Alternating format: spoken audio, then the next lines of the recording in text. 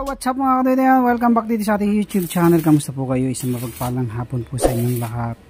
At ongoing process pa rin po tayo. Yun nga lang ay light process lang tayo ngayon. Light talaga. Continuation lang tayo ng process yan. Natapos na yung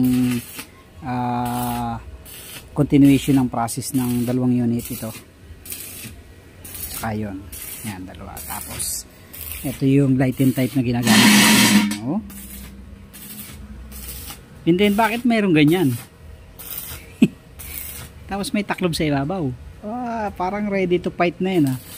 So susubukan natin yan kung anong mangyayari dyan sa isang unit na yan. For ano pa lang yan, for trial. Yan. Tapos meron tayong for export. Biyahing Winnipeg. Winnipeg po yan, Canada. Ito po yung ginagawa natin ngayon. Tapos yung ating mga sinampay. Tuyo na yung mga sinampay natin, Nisprayhan natin kahapon, di natuyo. Kasi ang ginamit natin diyan yung pambakal na pintura. Hindi pala siya quick dry pero okay naman. At nainita na siya. Okay. Tapos ayun, sa bubong. Mayroon nakalagay sa bubong tayo.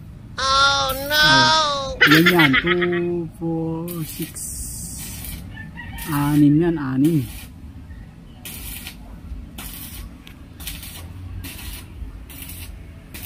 6 po. So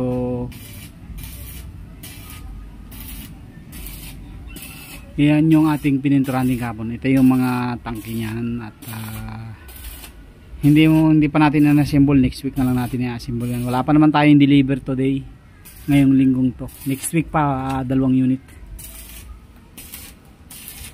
Okay, so mamaya pipinawin na natin yung mga sinampay natin na yan. Tapos ito for cleaning natin to. Yan, tapos na rin to, ki-cleaning na lang. So ito yung tangke nya. Ki-cleaning natin yan. Para next week pipinturahan na lang natin. Yun, okay na rin yun, patapos na. Burner lang, chamber burner at oil intake pipe lang yan.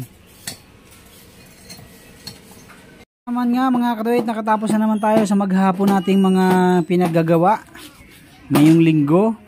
Yung ating mga nakasampay dyan ay hindi pa na pipinaw, pero eto nakuha na natin yung nasa bubong. 6, 2, 4, 6. Ayan, tapos yung dalawang output natin today ito, and then yung ating bound to Winnipeg sa Canada. Ayan, so tapos na rin po yan. Tanungin ko na lang kung pipinturahan pa ba o hindi na. Kung pipinturahan natin ng high temp. Tapos mayroon tayong laruan dyan, isang laruan. Hindi ko sure kung ano mangyayari dyan. Testingin natin mamaya. So yung light and tight natin. At magkakape naman tayo para pampa-refresh kahit mainit ang panahon. God bless po sa inyong lahat. Maraming salamat po sa inyong patuloy support at panood sa ating mga video. Thank you very much. Thank you very much.